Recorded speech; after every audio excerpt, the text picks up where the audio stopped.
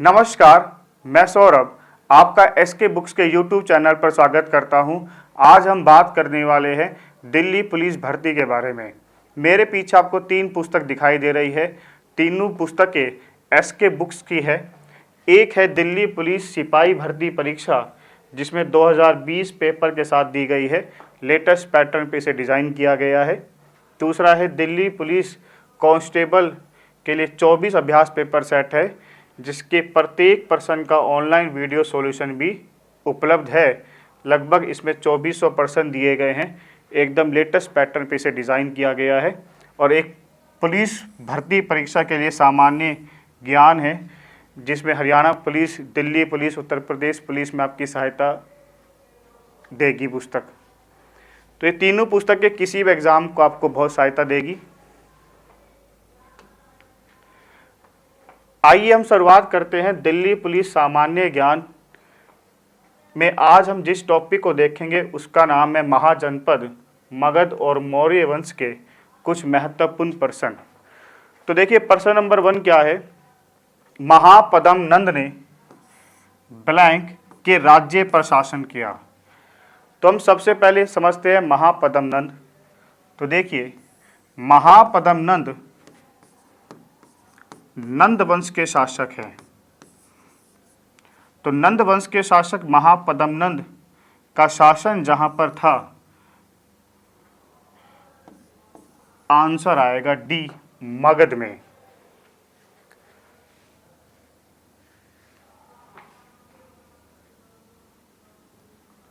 हम इसके बारे में थोड़ा समझते हैं।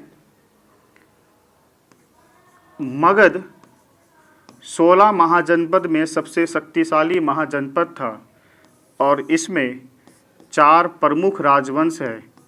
जो सबसे पहले आया उसका नाम है वृद्धत।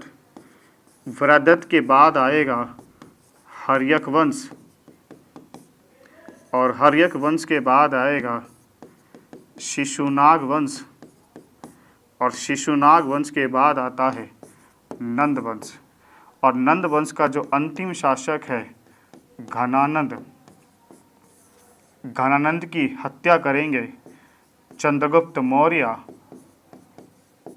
और जब चंद्रगुप्त मौर्य चाणक्य की सहायता से घनानंद की हत्या कर देंगे तो चंद्रगुप्त मौर्य एक साम्राज्य स्थापित करेंगे जिसका नाम है मौर्य साम्राज्य, जो भारत का सबसे प्राचीन साम्राज्य में से एक है। तो देखिए, 4 प्रमुख राजवंश है। आपको क्रम में याद करना होगा, कई बार क्रम में लगाने को देता है। तो सबसे पहले वृद्धत, हर्यक, शिशुनाग और नंद वंश। महापद्म नंद इसी नंद वंश के संस्थापक हैं। अगला क्वेश्चन देखिए, जनपद काल के दौरान विष शब्द का अर्थ क्या होता था। तो इसमें ऑप्शन ए है पुजारी, ऑप्शन बी है शाही अधिकारी, ऑप्शन सी है दुश्मन और ऑप्शन डी है साधारण लोग। तो जनपद काल में विष शब्द का अर्थ है साधारण लोग। तो इसमें डी आपका सही आंसर होगा। अगला क्वेश्चन देखिए, गंधार कला विद्यालय ब्लैंक कला से प्रभावित था।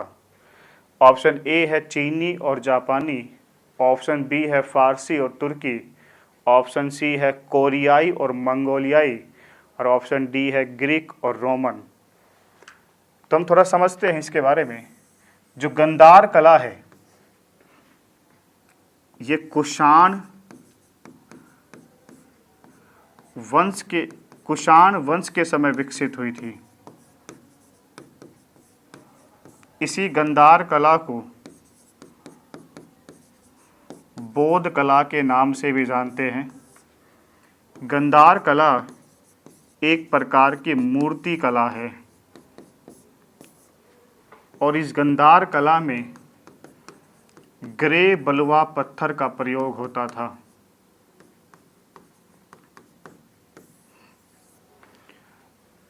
गंधार कला रोमन और ग्रीक कला का मिश्रण है। तो इसमें देखिए, जो ऑप्शन डी आएगा वो सही होगा, ग्रीक और रोमन कला से प्रभावित है। एक कला और थी जिसका नाम था मथुरा कला। तो आपको हमेशा याद करना है गांधार कला और मथुरा कला कुषाण वंश के समय ही विकसित हुई थी।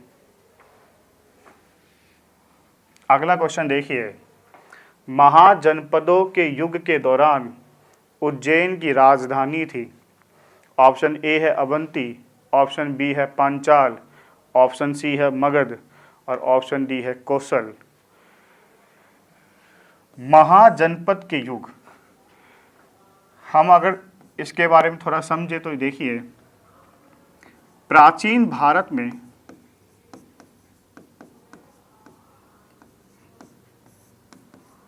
16 महाजनपद थे।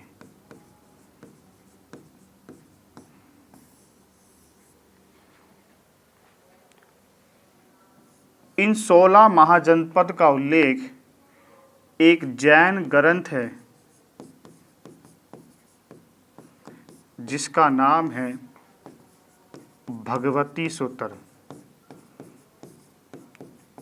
तो भगवती सूत्र जैन ग्रंथ और एक बौद्ध ग्रंथ है जिसका नाम है अंकुर निकाय। इन दोनों ग्रंथों में प्राचीन भारत के 16 महाजनपद का उल्लेख है और इन 16 महाजनपद में उज्जैन की राजधानी अवंती।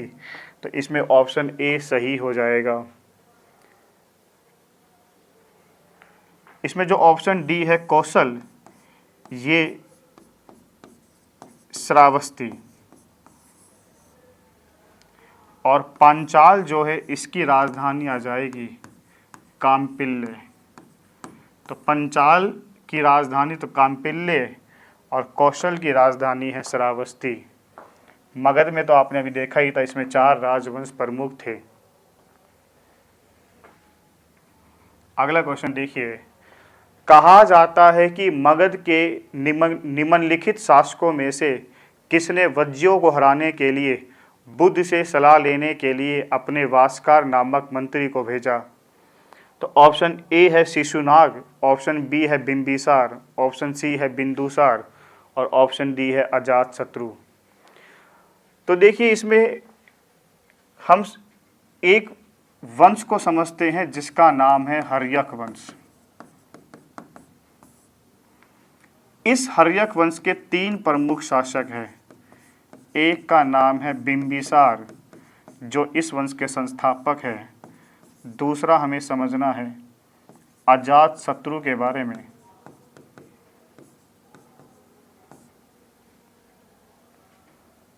और तीसरे हैं उदायीन।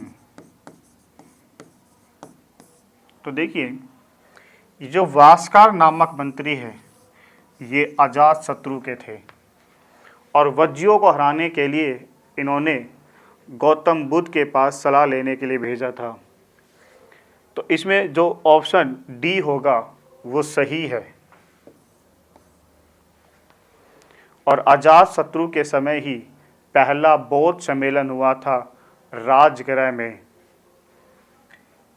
अगर हम बिंबिसार की बात करें तो देखिए,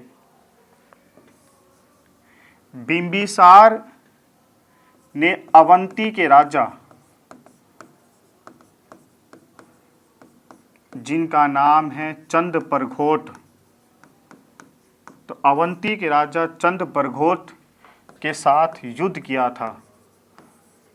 और कहते हैं जब इन्हें पीलिया हुआ तो चंद्रप्रघोट का इलाज करने के लिए एक राजवेद को भेजा था जिसका नाम जीवक है।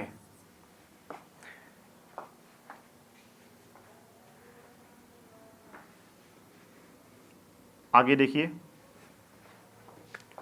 उज्जैन शहर को पहले किस नाम से जाना जाता था। तो इसमें आ जाएगा ऑप्शन बी अवंतिका। निम्नलिखित में से कौन मगध के शक्तिशाली शासकों में से एक है। तो यह मगध का पूछा है। तो ऑप्शन ए देखिए बिंबिसार, ऑप्शन बी देखिए राजा भोज, ऑप्शन सी है हर्ष और ऑप्शन डी है पोशाक। तो इसमें जो आंसर आ जाएगा वो आ जाएगा आपका बिंबिसार, क्योंकि मगध के शक्तिशाली शासकों में से एक है बिंबिसार। बिंबिसार बौद्ध धर्म के अनुयायी थे।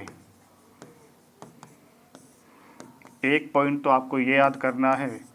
दूसरा ये याद करना है कि हर्यक वंश के संस्थापक भी बिंबिसार है और इनके दरबार के एक राजवीर है जिसका नाम जीवक है।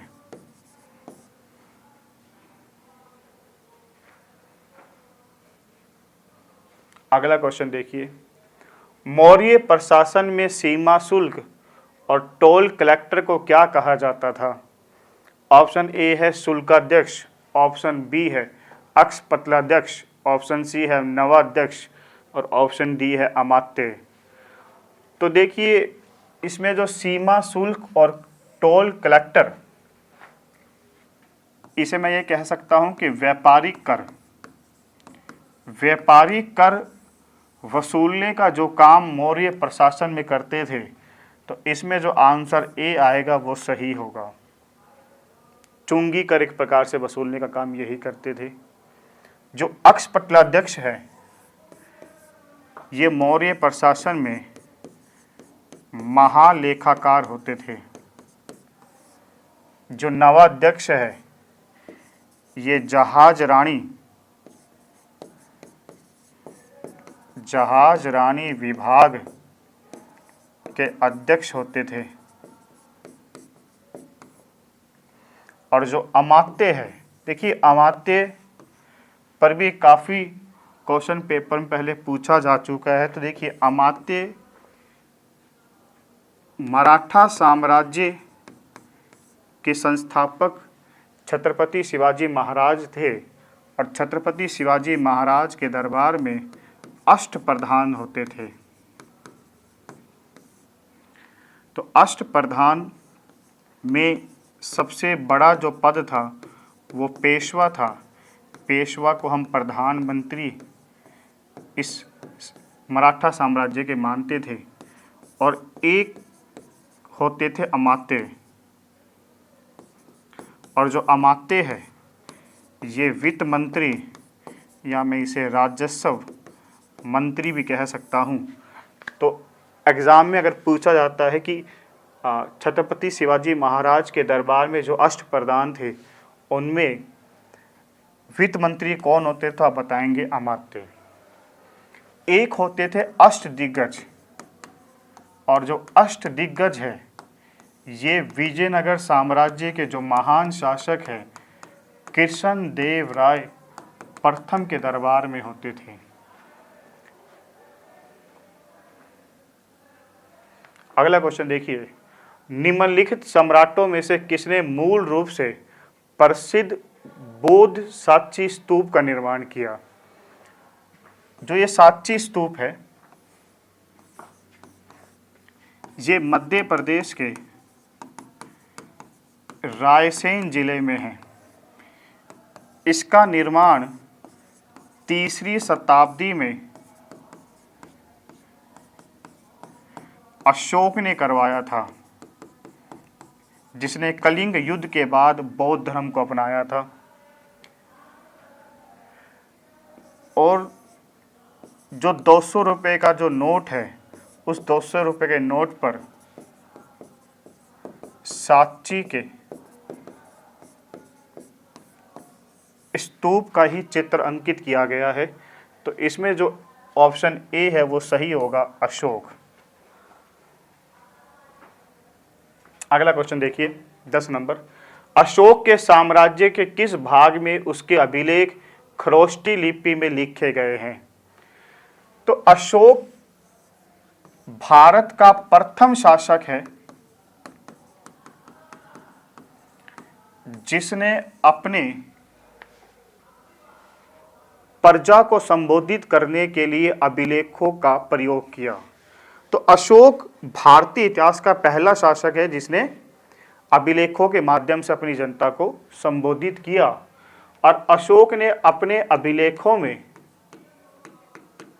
जिन लिपियों का प्रयोग किया है वो लिपि है खरोष्टी। 4 प्रमुख लिपि आती है इनकी अशोक की। एक खरोष्टी है, एक ब्राह्मी है, तीसरा है अरामाइक और चौथा है आपका यूनानी। ये 4 प्रमुख लिपि है अशोक की, और इसमें पूछा गया है खरोष्टी लिपि में लिखे गए हैं किस भाग में, तो आप बताएंगे ऑप्शन सी, उत्तर पश्चिमी भाग में। अशोक का एक अभिलेख है जिसका नाम है सर-ए-कुना। ये जो सर-ए-कुना अभिलेख है ये अफगानिस्तान से प्राप्त हुआ था, और ये अभिलेख द्विभाषीय है। द्विभाषीय मतलब है इसमें अशोक ने 2 लिपि का प्रयोग किया है, एक का नाम है अरामाइक और दूसरी का नाम है यूनानी। तो अशोक ने सर-ए-कुना में जो 2 लिपि का प्रयोग किया है वो अरामाइक और यूनानी है। आगे देखिए, सम्राट अशोक निम्न में से किस राजवंश के शासक थे? ऑप्शन ए है मौर्य, ऑप्शन बी है नंद, ऑप्शन सी है शुंग और ऑप्शन डी है गुप्त। अगर हम मौर्य राजवंश की बात करें तो इस मौर्य राजवंश के 3 प्रमुख शासक हैं। एक का नाम है चंद्रगुप्त मौर्य जो इस मौर्य साम्राज्य के संस्थापक है, दूसरे हैं बिंदुसार और तीसरे हैं अशोक जिन्हें महान अशोक कहा जाता है। तो मौर्य साम्राज्य के 3 प्रमुख ये शासक हैं। तो यहाँ पूछा है अशोक, तो अशोक किसके आ जाएंगे? मौर्य राजवंश के। अगला देखिए, सांची स्मारक सबसे अच्छी तरह से संरक्षित भारतीय बौद्ध स्तूपों में से एक है, किस राज्य में स्थित है? तो option A Karnataka, option B Madhya Pradesh, option C Andhra Pradesh और ऑप्शन डी उत्तर प्रदेश। तो अभी बताया था कि मध्य प्रदेश के रायसेन में स्थित है ये, तो ऑप्शन बी सही हो जाएगा। आगे देखिए, सिकंदर की मृत्यु के बाद चंद्रगुप्त मौर्य द्वारा पराजित सिकंदर के सेनापति का नाम क्या था? तो इसमें ऑप्शन ए है एंटीगोनस, ऑप्शन बी है सेल्यूकस निकेटर, ऑप्शन सी है टोलमी और ऑप्शन डी है केसेंदर। तो अगर हम इस क्वेश्चन को समझें तो देखिए, सेल्यूकस निकेटर चंद्रगुप्त मौर्य के साथ इसका युद्ध हुआ था। चंद्रगुप्त मौर्य के साथ युद्ध, और सेल्यूकस निकेटर महान सिकंदर का सेनापति था जिसने 326 ईसा पूर्व में भारत पर आक्रमण किया था और राजा पोरस को हाइडेस्पीच के युद्ध में हराया था। तो सेल्यूकस निकेटर और चंद्रगुप्त मौर्य के बीच जब युद्ध हुआ तो सेल्यूकस निकेटर हार गया और चंद्रगुप्त मौर्य जीत गया, और इन दोनों के बीच संधि हुई थी। और संधि में कुछ बातें प्रमुख है, जैसे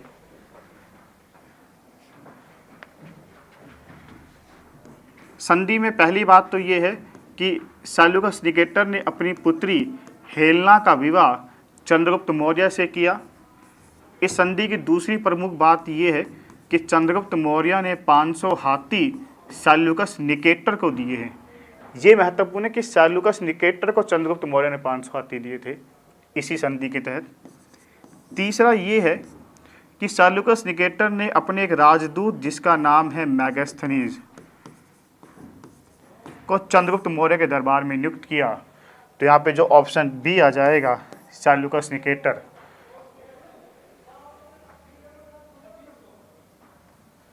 अगला क्वेश्चन देखिए, सांची में महान स्तूप ब्लैंक द्वारा बनाया गया था। तो ऑप्शन ए है चंद्रगुप्त, ऑप्शन बी है अशोक, ऑप्शन सी है बिंदुसार, ऑप्शन डी है हर्षवर्धन। तो इसमें आंसर आ जाएगा आपका अशोक। मौर्य साम्राज्य के पूर्वी भारत के प्रांत की राजधानी में से थी। तो इसमें जो ऑप्शन ए है तौसली, ये सही होगा। आगे देखिए, अशोक के स्तूपों के बारे में निम्नलिखित में से कौन सा कथन सत्य नहीं है? यह बताना है कि सत्य नहीं है। तो देखिए ऑप्शन ए है, अशोक को अपने पिता बिंदुसार से ऐसे स्तंभों की प्रेरणा मिली। यह आमतौर पर बलुआ पत्थर से बने होते थे। इन्हें अखंड स्तंभ कहा जाता है। यह ज़्यादातर पॉलिश किए गए स्तंभ है। तो देखिए इसमें जो ए है वो सही होगा, क्योंकि ए जो कथन है वो गलत है, सत्य नहीं है।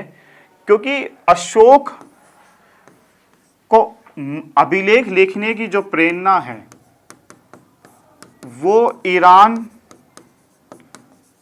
के शासक दारा प्रथम से मिली है।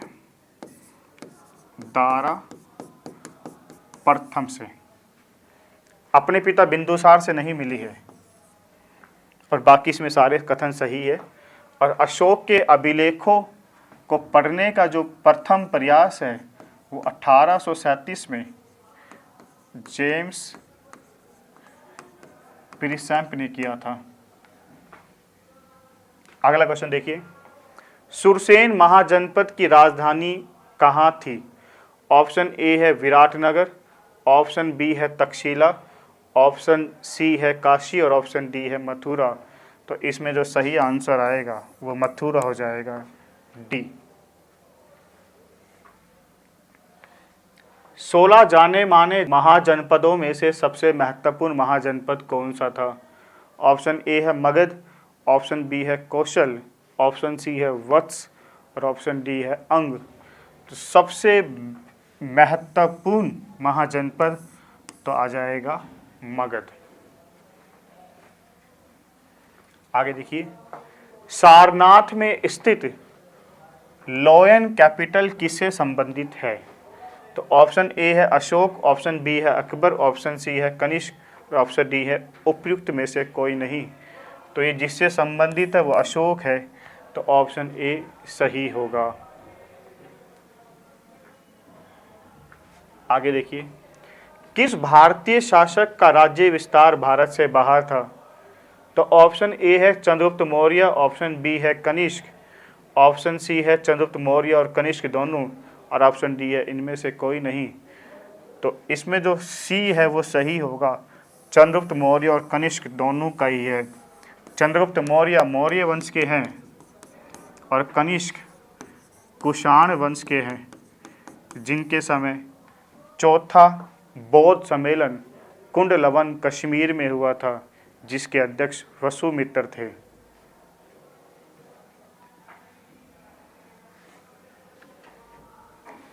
इस एग्ज़ाम के लिए एसके बुक सभी शॉप पर और ऑनलाइन भी अवेलेबल है। अगर आप ऑनलाइन लेना चाहते हैं तो उसका लिंक डिस्क्रिप्शन बॉक्स में अवेलेबल है।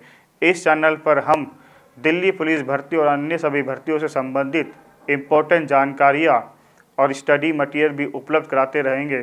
तो इस वीडियो को लाइक कीजिए, चैनल को सब्सक्राइब कीजिए और अपने दोस्तों के साथ शेयर भी कीजिए। मिलते हैं अगले वीडियो में। जय हिंद।